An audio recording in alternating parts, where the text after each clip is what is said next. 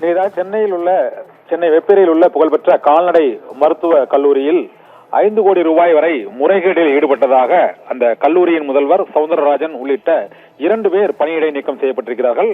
மேலும் பல்கலைக்கழக ஊழியர்கள் 5 பேர் பணியிட மாற்றமும் செய்யப்பட்டிருக்கிறார்கள். நேற்று நடைபெற்ற பல்கலைக்கழகத்தின் நிர்வாக குழு கூட்டத்தில் முறைகேடு குறித்து விசாரிப்பதற்கு 3 அடங்கிய குழு அமைக்கப்பட்டு அந்த குழு விசாரித்ததன் அடிப்படையில் தற்போதைய கால்நடை மருத்துவக் கல்லூரி முதல்வர் சவுந்தரராஜன் உள்ளிட்ட 2 பேர் சஸ்பெண்ட் செய்யப்பட்டிருக்கிறார்கள்.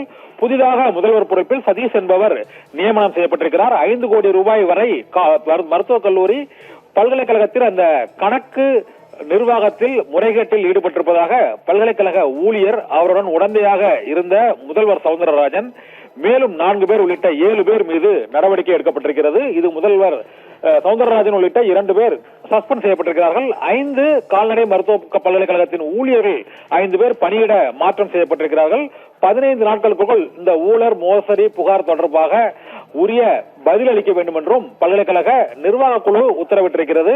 இந்த 3 பேர் அடங்கிய விசாரணை குழு எடுத்த முடிவுகளின் அடிப்படையில் கல்லூரியின் முதல்வர் மாற்றப்பட்டு புதிய முதல்வராக சதீஷ் நியமிக்கப்பட்டிருக்கிறார். சென்னை வெப்பேரியில் உள்ள கால்நடை மருத்துவ பல்கலைக்கழகத்தில் மருந்துகள் வாங்கியதில் மற்றும் கணக்குகள் பராமரிப்பதில் பல்வேறு முறைகேடுகள் நடைபெற்றதாக கூறி கல்லூரியின் முதல்வரே கால்நடை மருத்துவக் கல்லூரியின் முதல்வரே சஸ்பெண்ட் செய்யப்பட்டிருப்பதும் பல்கலைக்கழகத்தில் பணியாற்றிய 7 ஊழியர்கள் பணியிட மாற்றம் 5 பேர் பணியிட மாற்றம் மேலும் 20 சஸ்பெண்ட் கல்லூரி முதல்வர் ஊழியர்கள் உள்ளிட்டோர் உடந்தையாக இருந்து இந்த 5 கோடி ரூபாய் வரை மோசடியில் ஈடுபட்டிருப்பது சென்னை கால்நடை பல்கலைக்கழக வட்டாரத்தில் ஒரு பெரும் பரபரப்பை ஏற்படுத்தி இருக்கிறது. நிகிதா.